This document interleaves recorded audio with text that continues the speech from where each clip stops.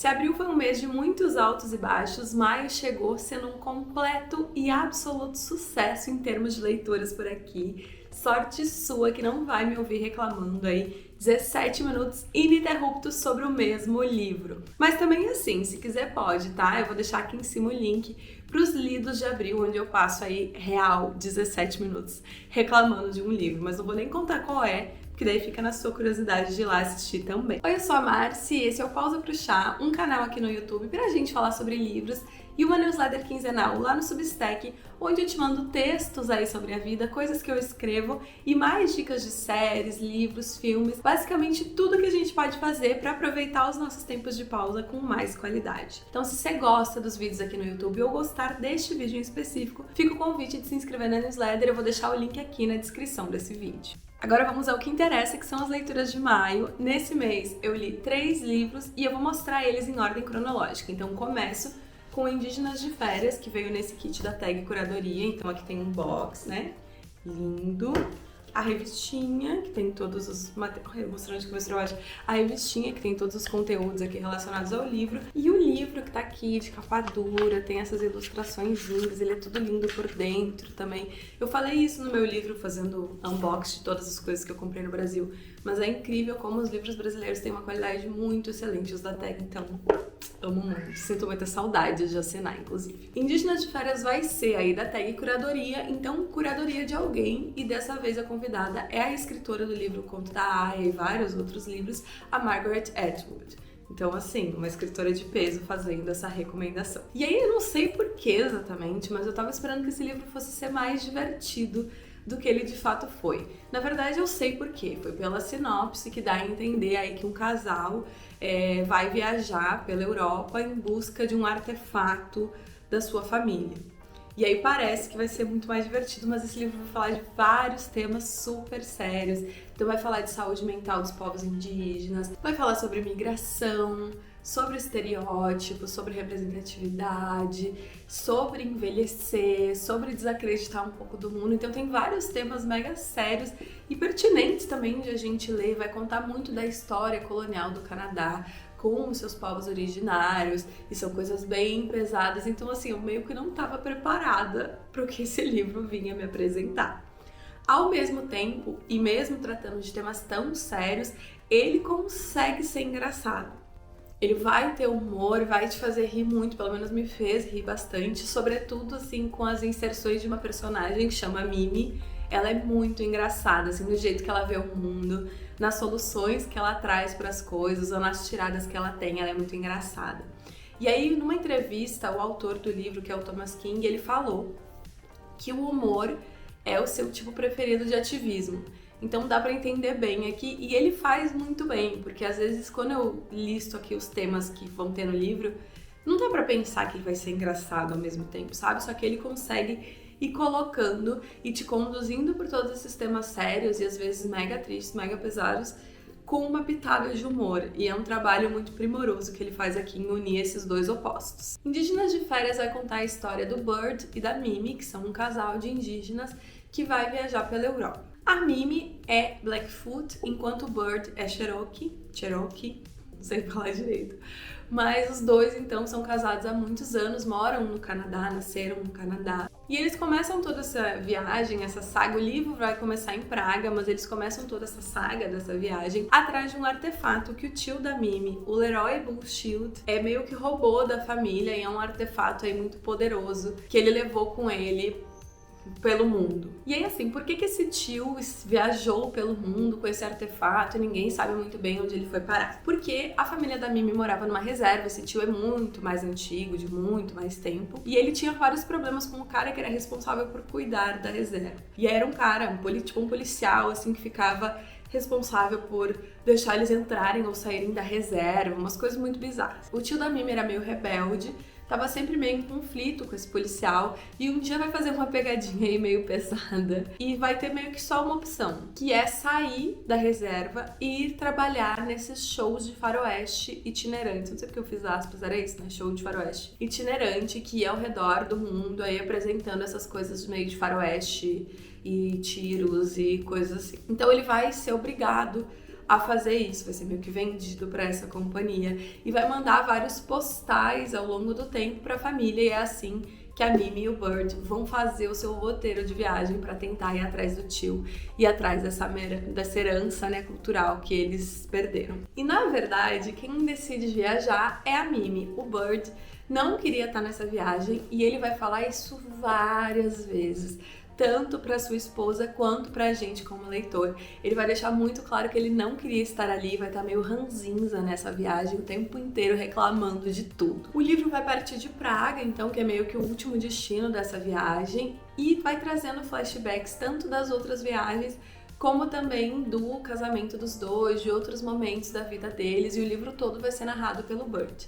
E ele vai falar várias e várias vezes, portanto, estamos em Praga. E daí reclama, mas o livro vai passar por vários pontos turísticos da cidade também, que é muito legal, assim, de tu ir fazendo essa rota com eles. Apesar de que todos esses caminhos que ele vai fazer, ele vai estar reclamando, mas dá pra ter uma boa ideia da cidade, assim. E talvez pesquisando e tal seja muito legal, ou pra quem já foi a Praga, que é o meu caso, foi muito legal ler o livro e ir pensando na cidade enquanto eles estavam andando por lá. Entre as suas reclamações e memórias, o Burt é meio um pé no saco, assim, ele é muito ácido, e aí acaba sendo engraçado também, porque ele tá, tipo, resmungando em todos os lugares, então tem essa personalidade meio rabugenta, assim, e ao mesmo tempo, tu vai gostando dele, tu vai se afeiçoando a ele, apesar de ele não estar fazendo nenhuma questão de ser agradável, porque ele vai, aos poucos, revelando as suas vulnerabilidades. E é isso que faz esse livro ser tão especial também.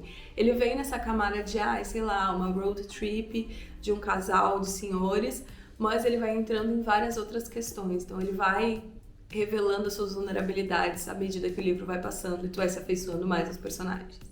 O Burt é um jornalista, um fotógrafo, né, jornalístico, que passou 40 anos da sua vida cobrindo temas indígenas. E ele tá mega desmotivado, assim, sem total vontade de fazer nada, porque ele desacreditou do que ele faz. Depois de ver tantos temas difíceis, tantas coisas acontecerem e se repetirem milhares de vezes, apesar do trabalho dele, ele vai se questionar muito sobre qual é o papel dele no mundo, para que serviu esse trabalho, para que serviu ele estar lá cobrindo os assuntos se nada mudou, se não tocou as pessoas. Será que vale ser só um observador, né, e comunicar isso para o mundo? Isso faz diferença? Então ele tá mega desmotivado. E ele vai parar no meio de uma reportagem, assim, e nunca vai continuar a série de reportagens, mas ele é um autor premiado, um jornalista premiado, mas ele já não vê propósito em nada. O Burt, na verdade, está passando por um episódio aí de depressão, então ele tá mega pra baixo. Eles vão falar, de fato, né, sobre depressão e também vão usar umas metáforas bem interessantes, assim, para falar desse tema, usando aí demônios para cada uma das personalidades, das coisas, né, dos sintomas, na verdade, não das personalidades, para cada um dos sintomas que ele sente. Então vão existir demônios aí para cada uma desses sintomas com um nome. O fulano é sempre assim, sempre para baixo, ciclano, não sei o quê. Bem uma energia meio divertidamente, assim, sabe? A ideia de nomear esses sintomas como demônios é da própria esposa, e aí, então, como eu disse, ela é muito espirituosa, assim, e tu vai vendo nesses detalhes como essa personagem é interessante, mas ao mesmo tempo eu também não, às vezes me incomoda um pouco como ela vai tratar a saúde mental do Burt, como ela vai falar, assim, porque às vezes ela fala umas coisas tipo, mas é só ficar bem, tu também não faz nada pra ficar bem, e a gente sabe que é uma questão muito mais complexa do que essa, né?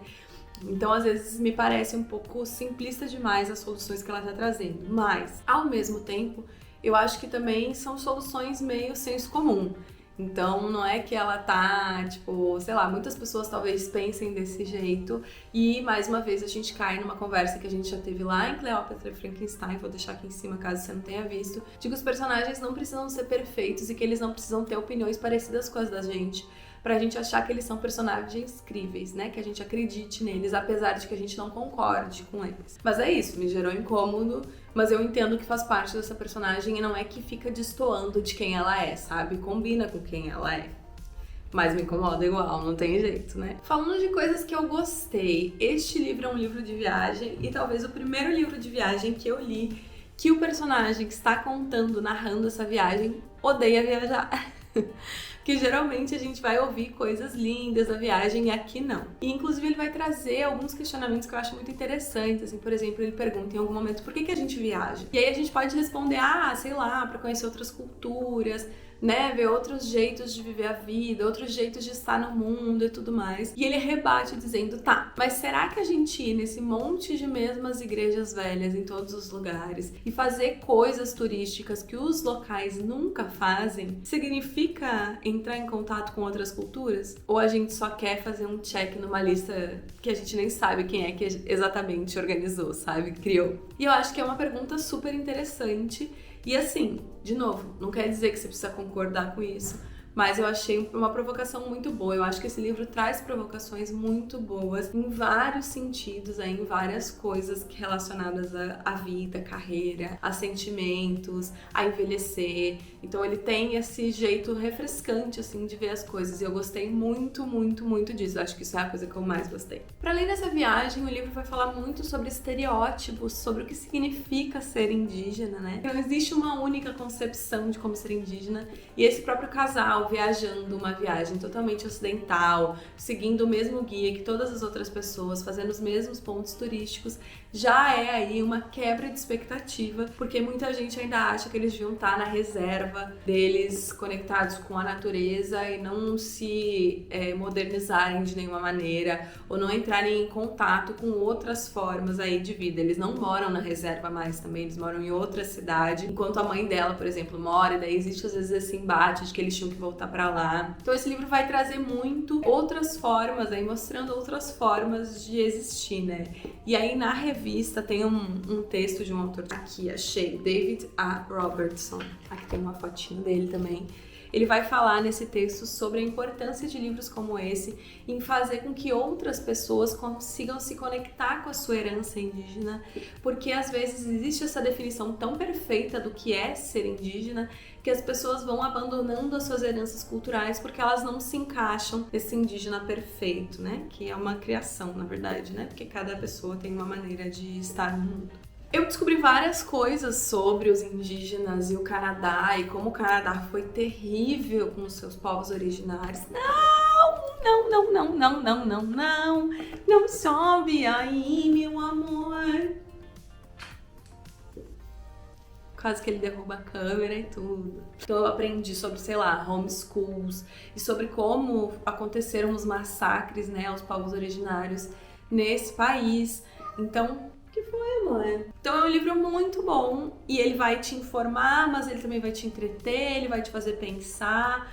Toda essa jornada com a depressão e os demônios do Bird é outro ponto muito interessante desse livro. Eu gostei muito, muito mesmo. No Goodreads eu avaliei com 4 estrelas, caso você que seja aí de estrelas. Próximo livro da nossa lista também foi 4 estrelas. Esse aqui é meio que um clássico, acho que muita gente já leu, que é o Tudo Que Eu Sei Sobre o Amor, da Dolly Alderton. E aí assim, eu peguei este livro comecei a ler este livro pensando que ele falava muito sobre fazer 30 anos, então chegou em mim aí bem na véspera dos meus 30, eu tava escrevendo sobre fazer 30 anos lá na newsletter, se você não viu, o link está aqui na descrição. E aí, eu tava muito querendo mais referências sobre fazer 30 anos, pensando um pouco sobre esse momento específico. Eu não sei por que exatamente eu achei que o livro falava sobre fazer 30 anos, acho que alguém talvez tenha me dito em algum momento, mas na verdade assim, ele vai falar até, mas bem na finaleira, porque esse é um livro muito sobre esse momento meio caótico, meio de se tornar adulto, que são os 20, né, a década aí em que a gente faz 20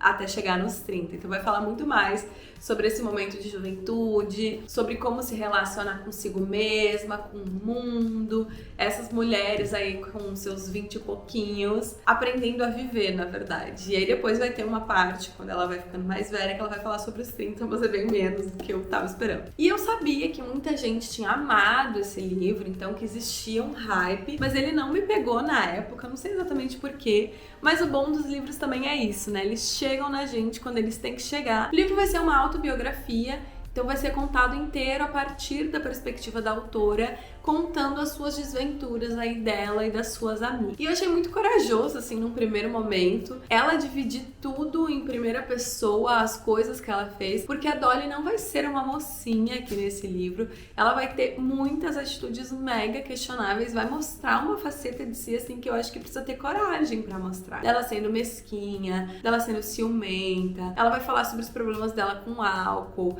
com os relacionamentos, vai falar assim de momentos que eu ficava, ai, que pessoa insuportável, e ela vai colocar ali, tipo, ela vai se claro que sempre tem aí algum, né, jogo narrativo, coisas que ela deixou de fora, que ela deixou dentro, mas eu fiquei impressionada, assim, com ela não ter nenhuma vaidade na hora de se expor aqui nesse livro. Eu passei grande parte desse livro não gostando da protagonista. Eu achei ela muito autocentrada, muito enfiada no próprio umbigo, e isso me incomoda um pouco. Spoiler, ela não vai sair tanto do próprio umbigo, mas a vida vai obrigar ela aos poucos também a descentralizar só das próprias histórias e da própria vida. Existe muito mais coisa acontecendo e as pessoas não vivem as suas vidas pensando só em você, né? Enfim, Alecrim Dourado. Eu acho de verdade que a honestidade dela em falar sobre ela desse jeito, assim, quase sem maquiagem, assim, claro que sempre tem um pouquinho, como eu falei, mas tipo, de falar de si de um jeito tão cru e tão honesto, é o que faz tanta gente se identificar e gostar desse livro e ele ser o sucesso que ele é. Claro que sim, eu acho que tem um recorte aqui, que é que a Dolly é uma mulher branca, londrina, de uma família um pouco de classe média, então ela tem esse espaço para inconsequência, para o erro, para ser um pouco caótica e tudo bem, para não ter que pensar com tanta antecipação em como ela vai fazer as coisas. Eu acho que ela pode ser esse caos dos 20 anos de um jeito muito diferente de mim e das pessoas que eu conheço. Porque as pessoas que eu conheci, né, nos meus 20, ao longo de todo esse tempo, eram pessoas que precisavam já ser responsáveis, que já precisavam tomar conta de si totalmente, que não tinham muito para onde voltar e não tinham uma outra alternativa a não ser dar certo, que vinham de lugares em que elas não tinham tanto apoio. E aqui ela nem tem uma boa relação com os pais, ela nem vai recorrer aos pais muito, mas eu acho que é uma coisa que vem de mentalidade mesmo, de achar que pode ser. Talvez também seja uma coisa cultural, não sei como são as pessoas no Reino Unido, mas eu acho que às vezes me incomoda um pouco de essa inconsequência, sabe? Me faz me desconectar dela, porque parece muito infantil às vezes as coisas que ela tá fazendo, as atitudes que ela tá tomando. E sei lá, com 20 anos eu e as pessoas com quem eu tive contato, já tínhamos que ser adultos total e não podíamos ficar com essa bobajada, sabe? Mas aí, de novo, é um recorte socioeconômico que eu acho que faz diferença na hora de gostar muito ou gostar um pouco menos desse livro. Eu gostei, mas eu tenho essas minhas ressalvas com a protagonista, a gente nunca consegue ficar assim, tipo, eu não consigo me identificar tanto com ela, porque ela parece estar num grau de inconsequência muito maior do que, sei lá, eu tive em qualquer momento da minha vida.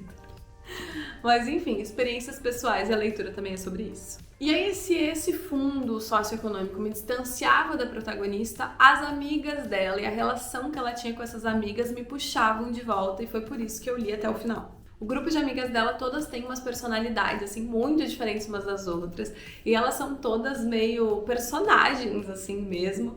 E eu gosto muito de todas elas e de ver essa relação entre elas. Acho que o mais importante desse livro, talvez pra mim, o que vai ficar comigo depois que essa leitura acabou, foi justamente essa relação entre mulheres e esse amor. Esse livro vai falar muito sobre amor, sobre relacionamentos românticos, mas aqui tá muito claro o amor na sua forma mais não pura, mas talvez na sua forma mais direta vai ser nesses relacionamentos com as amigas dela, que vão ser as relações a longo prazo.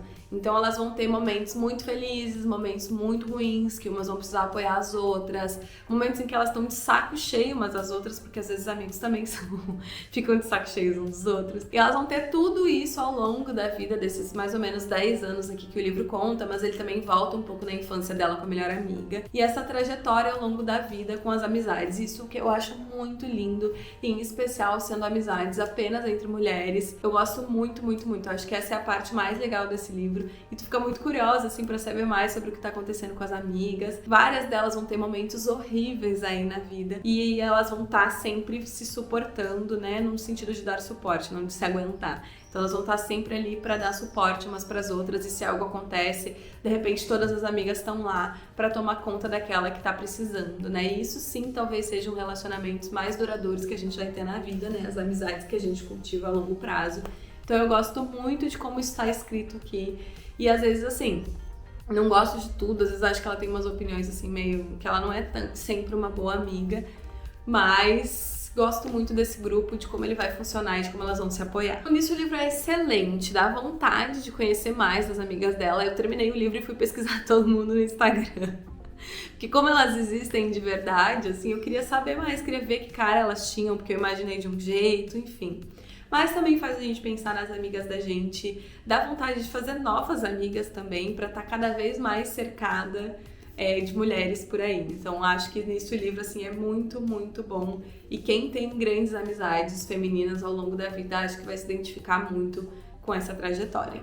Agora vamos para a última leitura do mês e também a leitura que ganhou 5 estrelas aqui nas minhas avaliações, que foi o Rainhas da Noite, do Chico Felitti. Eu fiz já uma resenha inteirinha desse livro, então eu vou deixar aqui em cima, caso seja do seu interesse ouvir com mais detalhes, porque aqui eu vou tentar ser um pouco mais breve. Embora não sempre, né, eu consiga aí a brevidade nas palavras, eu às vezes tento. Eu amei essa história, fiquei obcecada pelas personagens, fiquei pesquisando também depois, achei documentários sobre, e queria muito, assim, depois de ler esse livro, que ele virasse aí obra de ficção também, que alguém adaptasse para um cinema, para uma série, para alguma coisa, porque essa história é muito incrível, é muito boa mesmo, mesmo, mesmo.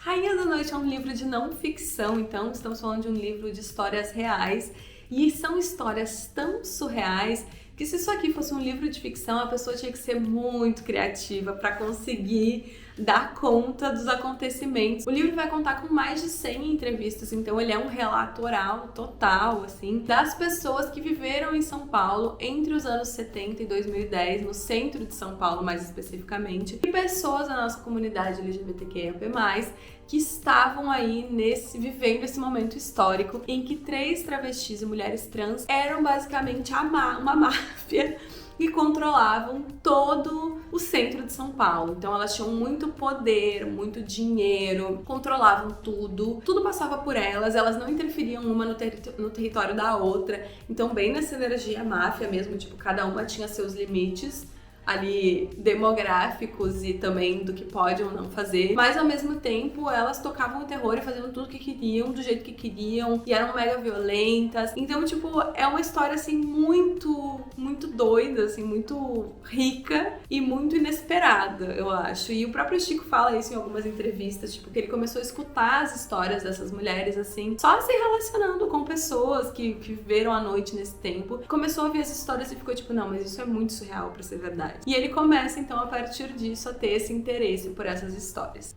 Esse livro também tem um papel mega importante, então, de criar um registro, um documento, né, aqui entre muitas páginas, sobre essas personagens que foram total apagadas da história. Então não tem registro policial, não tem reportagem, não tem nada sobre elas, e elas, tipo, mandavam e desmandavam em São Paulo, sabe? Não é que elas estavam num buraco de cidade, tipo, elas estavam no centro de São Paulo. Então esse livro também tem essa importância de registrar, e acho que faz um registro muito interessante, muito primoroso.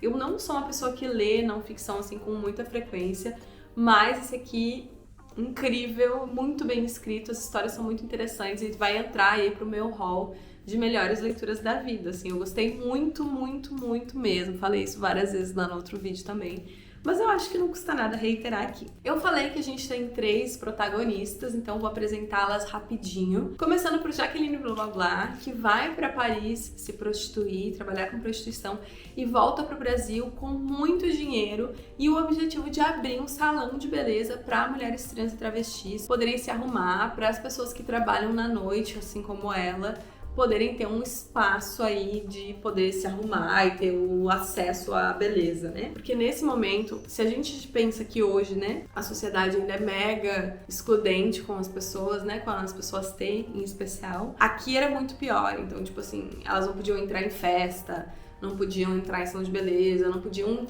frequentar vários espaços, elas estavam muito apenas aí deixadas de lado. Então é a partir daí que a Jaqueline vai abrir esse salão. Com o tempo também vai se tornar uma cafetina muito famosa. Ela vai abrir um prostíbulo de luxo no centro, assim, na frente da igreja e tal. E esse prostíbulo vai ser mega frequentado pela elite. A Jaqueline é mega glamurosa, então uma das coisas que ela gostava muito de fazer era encher a banheira de champanhe e tomar banho de champanhe. Então, assim, esse livro tem cenas muito camp, assim, muito glamourosas, assim, num nível que contrasta muito também com toda essa violência, com todo esses métodos aí delas de controle que não são nada, assim, amigáveis. Então tem muitos contrastes nesse livro, mas tem esses momentos maravilhosos de tu imaginar, assim, uma chefe da máfia chegando em casa, enchendo a banheira de champanhe e indo tomar banho, sabe? A nossa segunda protagonista é a Andréa de Maio, e essa também é a quem está na capa do livro. Aqui tá ela, aqui tá o Al Capone, que é o cachorrinho dela, e ela andava com o Al Capone num braço e um Chaco no outro. Então, assim, tipo, me diz se isso não é um personagem pronto, assim, tipo, visualmente, ela ali toda de paetê com o cachorrinho num Chaco, tipo... É perfeito, é perfeito. A Andréa vai abrir a primeira boate específica feita por e para travestis, que é a Proibidos, que vai ser embaixo do Minhocão. E aí também vai ter cenas incríveis, tipo congestionamento de conversível, com todas as travestis, mulheres trans saindo com bolsas de luxo, carros de luxo, pra dar pinta na frente da Proibidos. A Andréa vai ter mais de 15 propriedades em São Paulo, então a coisa dela é meio que comprar apartamentos, e ela vai transformar esses apartamentos também em pensões, onde, tipo, 15 travestis e mulheres trans, que ela chamava de filhas, né, que era como se chamavam as suas cafetinadas, vão morar e dividir esse espaço em troca de um aluguel super faturado que ela vai cobrar. E ela também vai começar a levar, tipo, profissionais pra atender, pra arrumar cabelo, colocar silicone, tudo nessas casas. E essas pessoas que estão sendo cafetinadas por ela começam a ter uma dívida gigantesca, assim. E ela é mega faca na bota também, uma personagem, assim, muito complexa, porque ao mesmo tempo ela é ativista pelos direitos das pessoas trans e travestis, mas ao mesmo tempo ela também tá agredindo essas pessoas quando, sei lá, não pagam um aluguel e enfim. Então ela é um personagem mega complexo. Por último, a gente tem a Christiane Jordan, que foi uma criança aí que fugiu de casa ainda ali nos seus 10 anos, mais ou menos, porque ela era muito afeminada, então ela foge de casa, vai ser cafetinada por um cara enquanto ainda é criança, depois foge desse cara, e aí num momento mega surreal também, ela vai fugir de um cliente que não quer pagar e ela tá meio confrontando ali, e o cliente dá 6 tiros no peito dela e ela sobrevive, tipo, sabe?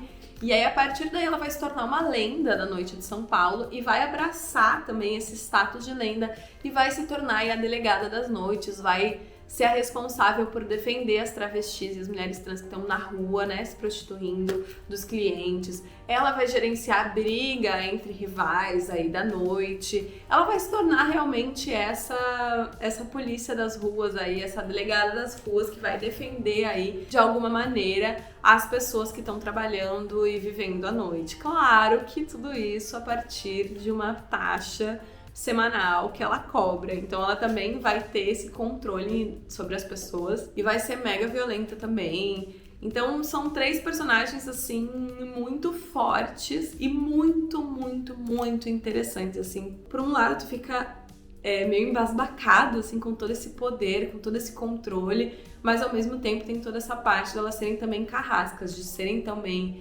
algozes aí dessas pessoas. Talvez por ter tantas entrevistas, né, apesar de não ser escrito em formato de entrevista, o livro vai dando essa sensação de ser uma grande história contada. Acho que deve ser muito legal também ouvir a versão em audiobook, porque tá muito na oralidade esse livro, então é muito legal de ler também, porque ele é muito fácil de ler e o Chico vai criando umas metáforas muito bonitas para descrever as coisas também. Ele tem uma delicadeza assim muito grande, e uma sensibilidade muito grande, na verdade, para construir essas personagens, e isso tá presente nos outros livros dele também, mas nesse aqui eu acho que fica assim, de um jeito muito claro. É um livro fácil de engajar, de começar a ler. Eu recomendo, inclusive, para quem também não lê ficção, para quem tá querendo voltar a ler, porque essa história tu vai ficar muito a fim de ler. Olha a quantidade não sei se vai dar pra enxergar, de páginas marcadas que eu tenho aqui, porque tem muitos momentos memoráveis esse livro. E é isso, essa mistura entre o glamour e a decadência,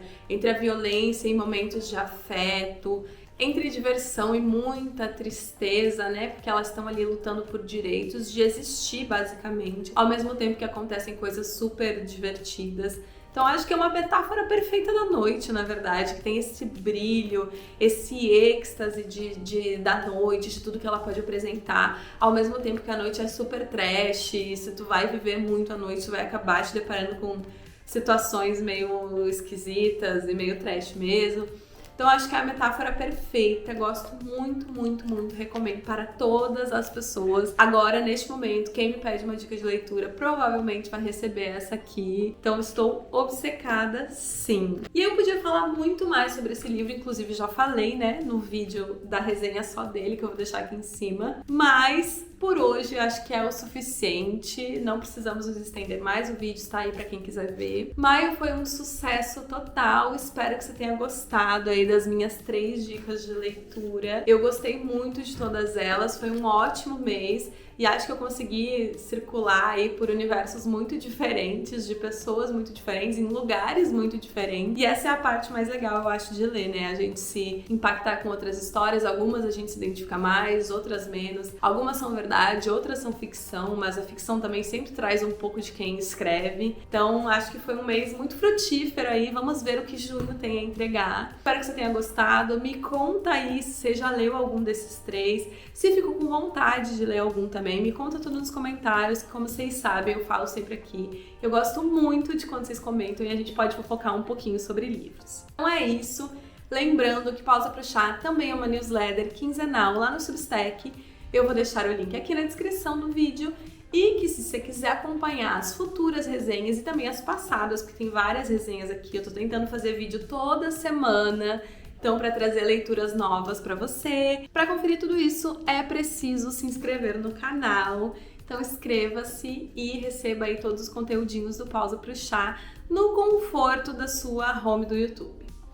É isso, nos vemos em breve com mais uma resenha. Um beijo e até o nosso próximo chá.